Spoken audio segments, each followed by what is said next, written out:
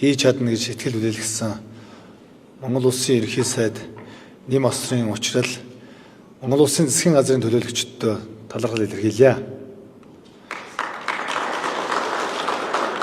Өнгөрсөн 9 хоногийн хугацаанд маш их өрнөлттэй цаг хугацааг та бид туулж давлаа. Энэ 9 хоногийн хугацаанд Монгол Улсын төв зэг болсон нийслэл Улаанбаатар хотын ажлыг сүү сайл алдалгүйгээр хариуцлагатай энэ ажлыг хашиж чадсан мөнх хот даргатаа мөн талархал илэрхийлье.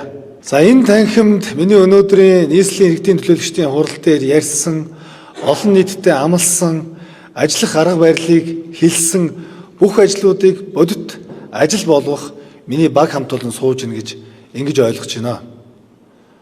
1.7 сая хүн амтай энэ их айлыг авч явах маш одоо хэцүү бөгөөд хариуцлагатай ажлыг та хэд маань нуруунд дээрээ авч явж байгаа ийм баг хамт олон.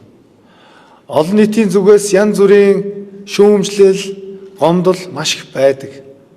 Нөгөө талдаа төрийн байгууллагт ажиллаж байгаа та хэд хэмээч бас ачаалал, зовлон жаргал байдаг гэдгийг хотын даргын хувьд бол маш их ухаарч ажиллана гэдгийг бас хэлье.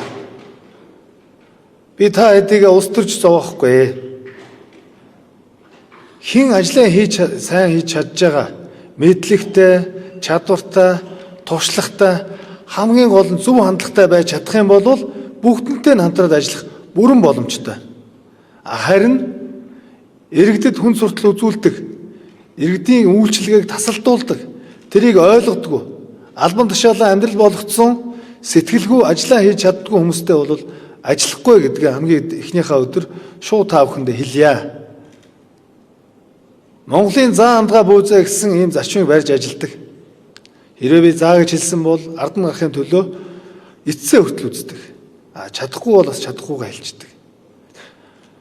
Дээрээс нь бүтэц хийж янз бүрийн хөдөлгөөн хийх цаг хугацаа бидэрт алгаа. Аль болохоор ажлын туршлагатай ажиллаа мэдж байгаа хүмүүстэй хамтарч ажилламаар байна.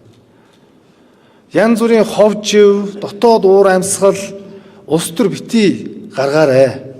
Зөвхөн ажил нэг зорилготой, нэг баг болж, нэг гэр бүл шиг ажилламаар.